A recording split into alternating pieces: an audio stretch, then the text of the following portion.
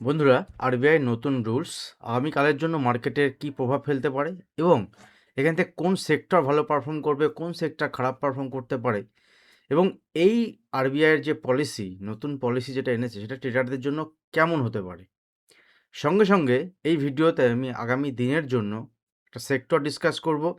IT sector নিয়ে আমি ছোট একটা ভিডিও আপনাদের সঙ্গে শেয়ার করেছি আমার ফেসবুক প্ল্যাটফর্মে, ইনস্টাগ্রাম প্ল্যাটফর্মে, আপনারা নিশ্চয়ই দেখেছেন।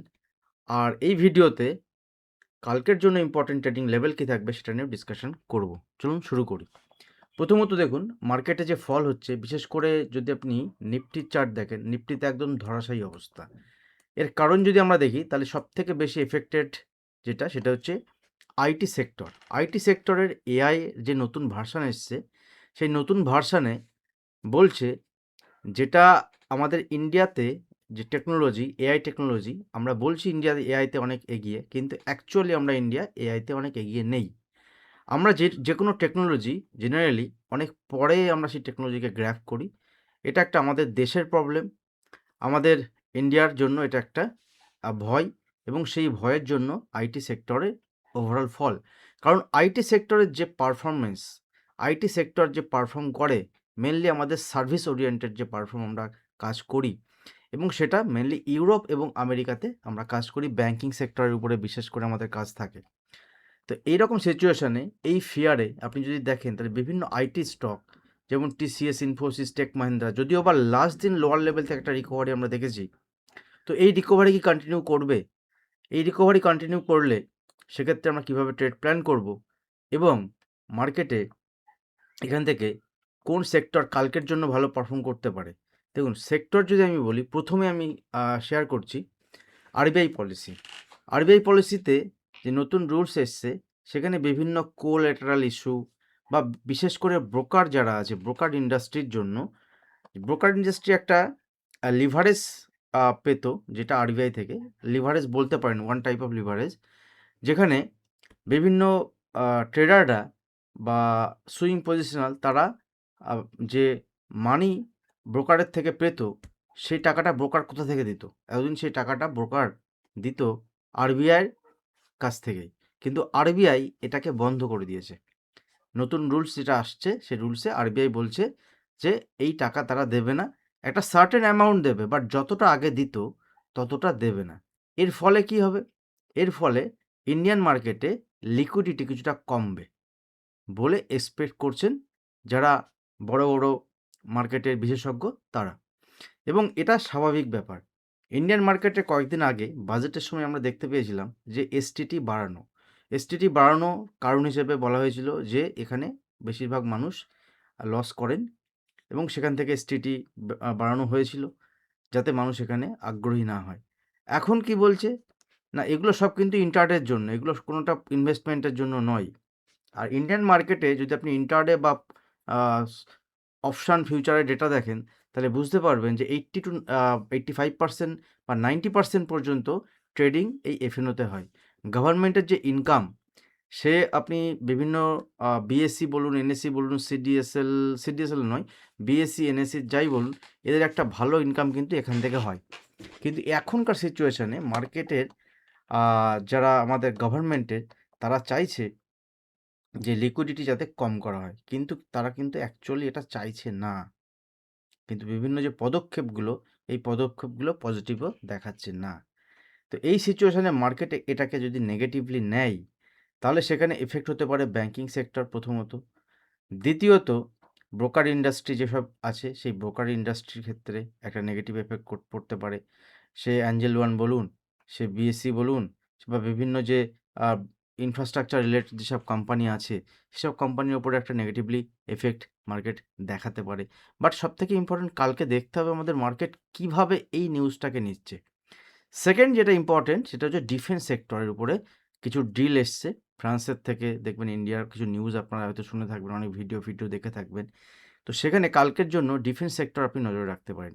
ডিফেন্স সেক্টর বিভিন্ন স্টক যেগুলো আছে, বেল, হ্যাল, বিডিএল, ঠিক আছে, এই সমস্ত যেসব কোম্পানি আছে, এই কোম্পানিগুলোর উপরে আপনারা নজর রাখতে পারেন, এবং আপনি আপনার ওয়াচ লিস্টে রাখতে পারেন। যদি ইন্টারডে সেটআপ আসে, আমি যেহেতু ইন্টারডে ট্রেড করি, ইন্টারডে সেটআপ এলে আমি আমার প্রাইভেট গ্রুপে অবশ্যই শেয়ার করব।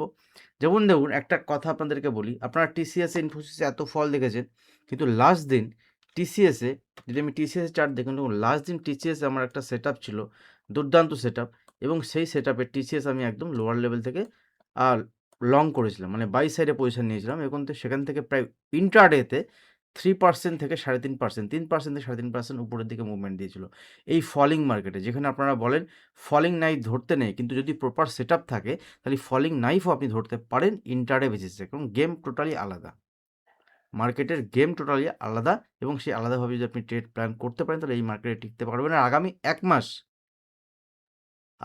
এক মাস মার্কেট প্রচণ্ড ভোলাটাইল থাকবে। যারা ট্রেডার, যারা সঠিকভাবে কাজ করতে পারেন এই মার্কেটে, তাদের জন্য মার্কেট।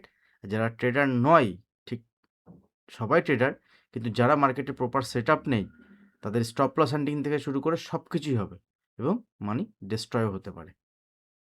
তো অপরচুনিটি কাদের? যাদের কাছে প্রপার সেটআপ আছে তাদের কাছে অপরচুনিটি এই মার্কেট, কারণ মার্কেটে ভোলাটিলিটি থাকলে ট্রেডারদের জন্য সেটা ভালো, কিন্তু সেই ট্রেডারদের জন্য ভালো যাদের কাছে প্রপার সেটআপ আছে। দ্বিতীয় কথা, দেখুন এটা কোনো ভয়ের কথা নয়, এটা আমি জাস্ট আপনাদেরকে সতর্ক করলাম, আপনারা অবজার্ভ করুন।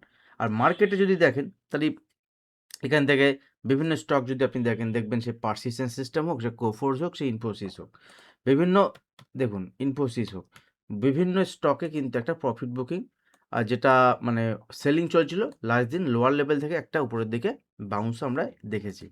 সে আপনি পারসিস্টেন্স দেখুন, সেখানেও দেখতে পারেন একই রকম, সে আপনি কোফোর্স, মানে আইটি স্টকের লোয়ার লেভেল থেকে। এবার আপনাদেরকে দেখতে হবে, আমাদেরকে দেখতে হবে যে পরের দিন আমাদের মার্কেট এই যে লেভেলের, গত সপ্তাহের অলরেডি যদি উইকলি চার্ট দেখি, উইকলি চার্টে প্রত্যেকটা কোনোটাই ভালো চার্ট নয়, কিন্তু ডেইলি চার্টে যদি আমরা দেখি যে পরের দিন মার্কেট এই লেভেলকে, মানে গত শুক্রবারে যে হাই আছে এখান থেকে ব্রেক করছে, তো যদি সেটআপ প্রপার আসে টাইমের বেসিসে, এবং যদি আপনি দেখেন ডেটা যদি ঠিকঠাক তৈরি হয়, তাহলে ইন্টারডেতে আমি অবশ্যই ট্রেড প্ল্যান করব, কিন্তু আমার ফোকাসে থাকবে কোন সেক্টর না, ডিফেন্স সেক্টর, আইটি সেক্টর, কারণ যেখানে ভোলাটিলিটি সেখানেই ট্রেডারের অপরচুনিটি।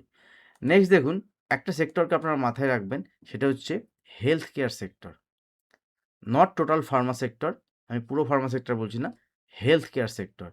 দেখুন মার্কেটে একটা সময় আমরা জানতাম যে মার্কেটে আইটি সেক্টরে কিছুই হয় না, যখন মার্কেট পড়বে আইটি সেক্টরে ইনভেস্টমেন্ট করতে পারেন, যখন মার্কেট পড়বে কনজামশন থিমে আপনি ইনভেস্টমেন্ট করতে পারেন, কিন্তু স্টক মার্কেটে কোনো কিছুই কনস্ট্যান্ট হয় না, কোনো কিছুই কিন্তু স্টক মার্কেটে কন্টিনিউ চলে না।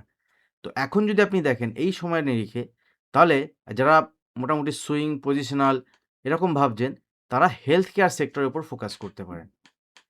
হেলথ কেয়ার সেক্টর অনেকটা ফার্মা সেক্টরের মধ্যেই পড়ে, বাট এই সেক্টরের কিন্তু এখানে মার্কেটের যে নিচের দিকে ফল হচ্ছে, এই সেক্টর ধরে রেখে দিয়েছে, এবং হেলথ কেয়ার সেক্টরের গভর্নমেন্টের বিভিন্ন স্কিম হেলথ কেয়ার সেক্টরকে বুস্ট করতে পারে, যার ফলে হেলথ কেয়ার সেক্টর কিন্তু এখান থেকে ভালো পারফরমেন্স আগামী দিনে দেখাতে পারে। এবার চলে আসছে আমি নিফটি ব্যাঙ্ক নিফটির ইম্পর্টেন্ট লেভেল আগামীকালের জন্য। দেখুন নিফটি ব্যাঙ্ক নিফটির লেভেল যখনই বলবো, তখন একটুখানি আপনাদেরকে বলি, যখন মার্কেট এরকম গ্যাপ আপ গ্যাপ ডাউন হয়, সেই মার্কেটে যারা মার্কেটে গ্যাপ আপ গ্যাপ ডাউনে পয়সা বানাচ্ছেন, তারা কিন্তু ট্রেডিংয়ে পয়সা আপনি রাখতে পারবেন না। এর কারণ কি? কারণ গ্যাপ আপ গ্যাপ ডাউন কারোর এক্সপেকটেশনের মধ্যে থাকে না। যদি কেউ বলে আমি gap up gap down predict করতে পারি, তাহলে সে সম্পূর্ণ ভুল বলছে, মিথ্যা বলছে। হ্যাঁ, আপনি এখান থেকে মার্কেট নিচের দিকে আসতে পারে, প্রেডিক্ট করতে পারেন। হ্যাঁ, মার্কেট এখান থেকে উপরের দিকে যেতে পারে, প্রেডিক্ট করতে পারেন। But gap up gap down আপনি প্রেডিক্ট করতে পারেন না। ক্লিয়ার? কারণ ওভারনাইট কী হবে সেটা ডিপেন্ড করে অন্য মার্কেটের উপরে। তো যাই হোক, কালকে মার্কেট দেখা যাক, যদি গ্যাপ আপ গ্যাপ ডাউন, যেখানে আমার 60 পয়েন্ট গ্যাপ আপ দেখাচ্ছে, লেটস সি কাল সকালে আমাদের গিফট নিফটি কোথায় দেখায়, এবং যদি ফার্দার আজকে 25,400 লেভেলকে ব্রেক করে নিফটি এখান থেকে, তবে নিচের দিকে সেল সাইডে ছোটোখাটো কোয়ান্টিটি প্ল্যান করতে পারেন। কারণ দেখবেন লাস্ট দিনে মার্কেটে ফল হয়েছিল, কিন্তু গ্যাপ ডাউন হওয়ার পরে কি আর বড় ফল হয়েছিল মার্কেটে? বাট 25,430 এসব লেভেলকে যদি ব্রেক করে নিচের দিকে কিন্তু নিফটি লেভেল ওপেন আছে, খোলা আছে, যেটা 25,000, ধরে রাখুন 25,150 থেকে 25,100, এই লেভেল মার্কেটের জন্য একটা ওপেন লেভেল। বাট 25,400 লেভেলের নিচে যদি মার্কেট যায়, ঠিক আছে, এবার আরবিআই পলিসি, আরবিআইয়ের যে নতুন নিয়ম, এগুলো মার্কেট কীভাবে নেয়। আইটি স্টকের জন্যই নিফটিতে এত বেশি ফল হয়েছে। গেল উপরের দিকে মুভমেন্ট হতে গেলে নিফটিকে আমি তখনই নিফটিতে উপরের দিকে দেখব as per option chain data, as per future, যদি ফিউচার ডেটা যদি নিফটি উপরের দিকে 25,625 নয়, 25,625 লেভেলের উপরে যদি নিফটি সাস্টেন করতে স্টার্ট করে, দেন আমি এখান থেকে উপরের দিকে নিফটি 25,750 থেকে 25,800 টার্গেটের জন্য দেখতে পারি। এর মাঝামাঝি বড় কোনো ট্রেড প্ল্যান নেই, মানে মোটামুটি 150 পয়েন্ট রেঞ্জের মধ্যে বড় কোনো ট্রেড প্ল্যান নেই। এই সময় আমি স্টক দেখব যে কোন স্টকে ভালো পারফর্ম হয়েছে, কোন স্টকে খারাপ পারফরমেন্স হচ্ছে, সেই স্টকে সেল সাইডে, আর যে স্টক ভালো পারফর্ম হয়েছে সেই স্টকে বাই সাইডে, মানে লং সাইডে প্ল্যান করব পার্সোনালি। আপনারা চাইলে আমার সঙ্গে প্রাইভেট গ্রুপে যুক্ত হতে পারেন। ভিডিওর নিচে ডেসক্রিপশন বক্সে অ্যালাইস ব্লুর অ্যাকাউন্ট ওপেনিং লিঙ্ক থাকবে, ওখান থেকে অ্যাকাউন্ট ওপেন করবেন, করে অপশানে ট্রেড করবেন, তো আপনি সম্পূর্ণ ফ্রি। ওখানে আমার ইন্টারডে ডিসকাশনে আপনি আসতে পারেন। ওখানে আমি বিভিন্ন রকম লেভেল, আমি ইন্টারডেতে নিফটি, ব্যাঙ্ক নিফটি লেভেল এবং বিভিন্ন স্টক আমি কি ট্রেড করছি না করছি শেয়ার করতে থাকি। কোনো বাইং সেলিং রিকমেন্ডেশন আমার তরফ থেকে পারবেন না, কারণ বাইং সেলিং রিকমেন্ডেশন দেওয়ার ক্ষমতা আমার নাই। ঠিক আছে। ব্যাঙ্ক নিফটি দেখুন, ব্যাঙ্ক নিফটির স্ট্রাকচার তো ভালোই ছিল, কিন্তু এই মুহূর্তে স্ট্রাকচার ব্যাঙ্ক নিফটি একটু উইক দেখাচ্ছে। ঠিক আছে। তো ব্যাঙ্ক নিফটি তবুও সাপোর্ট লেভেল 59,650, 59,650 ব্যাঙ্ক নিফটির জন্য সাপোর্ট লেভেল থাকবে। Sorry 59,650 support level. এখন 59,650 মানে এখন অনেক উপরে ব্যাঙ্ক নিফটি রয়েছে। আমি ইন্টারডে চার্ট যদি দেখি, দেখুন বড় গ্যাপ আপ গ্যাপ ডাউন হলে কিচ্ছু করার নেই। যদি এই লেভেলে আসে 59,700, 750, তো সেখানে ছোটোখাটো কোয়ান্টিটিতে বাইং সাইডে প্ল্যান করা যেতে পারে, ছোটোখাটো কোয়ান্টিটিতে, বড় কোয়ান্টিটি তো নয়। মানে নিচে এলে বাইং সাইডে ছোটোখাটো কোয়ান্টিটি প্ল্যান করা যেতে পারে, বাট 59,650 লেভেলকে ব্রেক করে গেলে তাহলে সেটা 59,000, দেন 58,900, দেন 58,650, মানে নিচে জায়গা আছে, নিচে জায়গা নেই এরকম নয়। আর এই ভোলাটিলিটি মার্কেটে থাকবে। ঠিক আছে। উপরের দিকে লং সাইডে প্ল্যান তখনই ব্যাঙ্ক নিফটিতে করা যাবে, সেটাও অনেক দূরে। তো ইন্টারডে বেসিসে যদি আপনি দেখেন যে উপরের লেভেলে ব্যাঙ্ক নিফটি আগামীকাল 60,500 লেভেলের উপরে সাস্টেন করছে 15 মিনিট, তা আপনি লং সাইডে প্ল্যান করতে পারেন অ্যাকর্ডিং টু আপনার অ্যানালিসিস। আর আপনি অবশ্যই স্টপ লস মেনটেন করে কাজ করতে পারেন। আর এখানে যদি আমরা মিড সিলেক্ট দেখি, মিড সিলেক্ট দেখুন, দেখবেন ফিন নিফটি এখানে ভালো পারফর্ম করছে। মিড সিলেক্টও একই রকম অবস্থা 15 মিনিটের চার্টে। কালকে যদি লো ব্রেক করে যায়, এখান থেকে যদি দেখেন যে 13,600 লেভেলের নিচে ট্রেড করছে, 13,580 লেভেলের নিচে ট্রেড করছে, মিড সিলেক্টের ওখান থেকে সেল সাইডে ছোটোখাটো প্ল্যান করতে পারেন। বাট নিচের সাপোর্ট লেভেল হচ্ছে ইম্পর্টেন্ট 13,490। ঠিক আছে। এই লেভেলকে ব্রেক করলে মিড সিলেক্টে আবার এখান থেকে 150 পয়েন্ট মোটামুটি ফল দেখাতে পারে, রেডি হয়ে থাকবেন। আর উপরের দিকে যেতে গেলে একটু টাইম লাগবে, তবুও আগামীকাল দেখা যাক কী হয় মার্কেট। যদি 13,760 লেভেল ব্রেক করে তবে উপরের দিকে ট্রেড প্ল্যান করবো, তার আগে নয়। ফিন নিফটি কিন্তু কম্পারেটিভলি ভালো লাগছে সবগুলো ইন্ডেক্সের থেকে। ফিন নিফটি আপনি দেখবেন যে ফিন নিফটি আপনার ইন্ডেক্সের ভালো লাগছে। ঠিক আছে। এর কারণ যদি আমরা দেখি তাহলে দেখবেন ফিন নিফটিতে